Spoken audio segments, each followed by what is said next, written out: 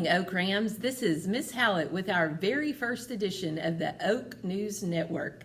Let's get started with our very first exciting story with an exclusive interview with our very own principal, Mrs. Beach, by our star reporters, Saria and Katie Elizabeth.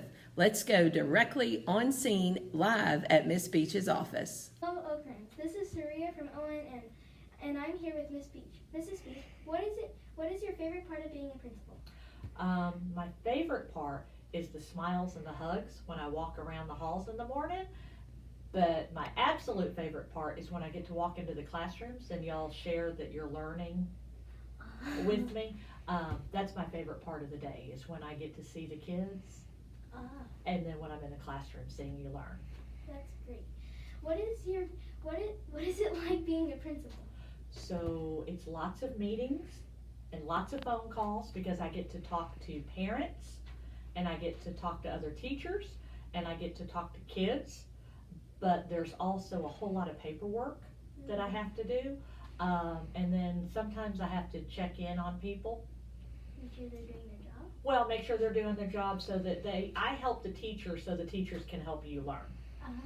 So it's a lot of walking around and a lot of paperwork and a whole lot of meetings. Well, I hope you get a lot of money for it. Well, I get enough to keep me happy. How's that?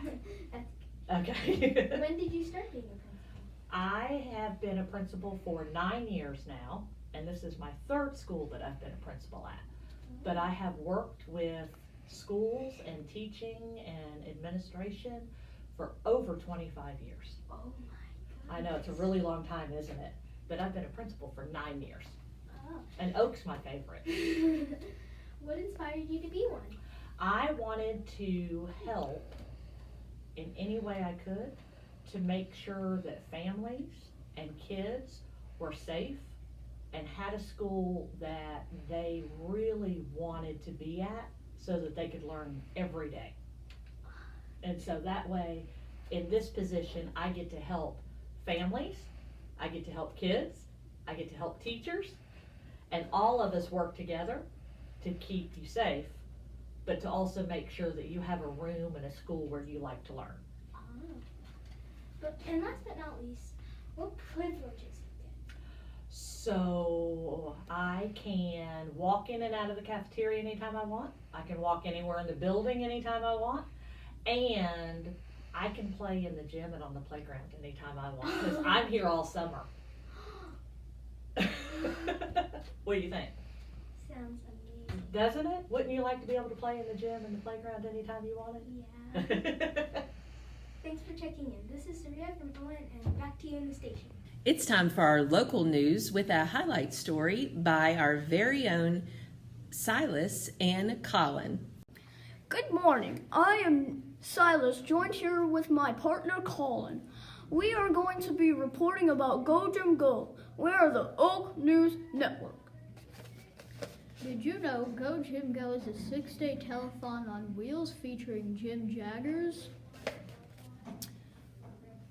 Also, Jim and the Go Jim Go team and the cycling team rides 333 miles throughout the region, raising money for Le Bonheur Children's Hospital. If you would like to get involved with Le Bonheur, do these 5 things. Ask your employer to make a donation. Help your teacher or principal collect money. Get your business to become a sponsor. Organize a fundraising event. And coordinate the involvement of your church or social club. The campaign progress so far is up to 32% of the goal of $333,000. My school, Oak Elementary, raised $4,529.06. That is all for the Oak News Network. This is ONN. Back to you, Miss Hallett. Now it's time for our world news focus with a awesome story on Amazon robots from our star reporters Malachi and Noah. Hello and good morning. This is Noah B and Malachi S on the ONN, and we're going to be talking about something. It's that Amazon's new robots will soon be knocking on your door to deliver packages you have bought online. While Amazon is focusing on home deliveries, San Francisco-based Starship Technologies has its eyes set on college students. On August 20th, 2019, the company announced plans to deploy thousands of robots to deliver food and other items to students at college campuses across the country. Meanwhile, food and grocery delivery company Postmates' bug-eyed robots are currently making their rounds along the busy San Francisco streets. Also, in test mode, the robots can carry up to 50 pounds and travel 30 miles in a single battery charge. Plus, FedEx is also making robots that could also be knocking on your door. So don't be scared if you open the door and there's a robot waiting with a package. This is the ONN reporting live back to you at the station. At ON.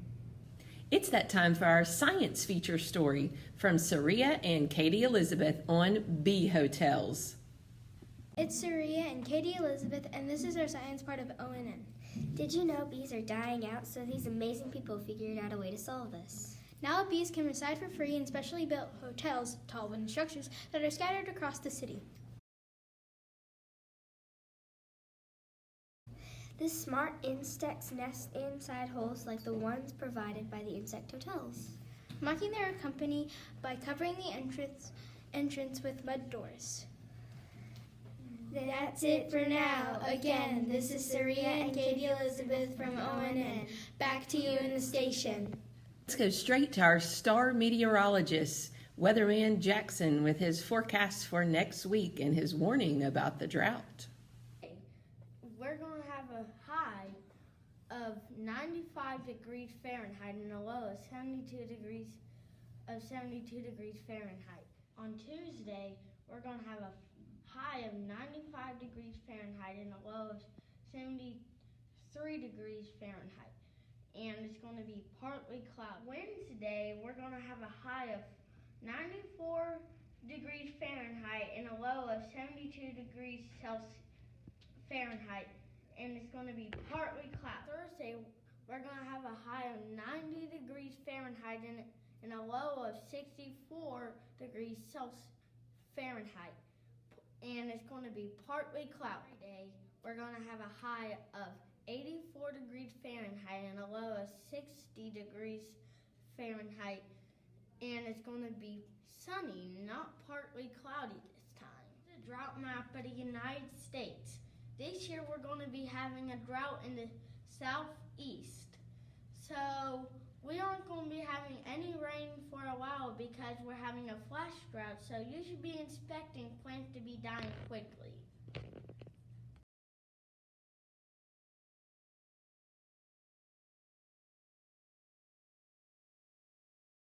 For all of us here at the Oak News Network, thank you for tuning in to our first broadcast, and we encourage you to listen back next week for our next exciting episode.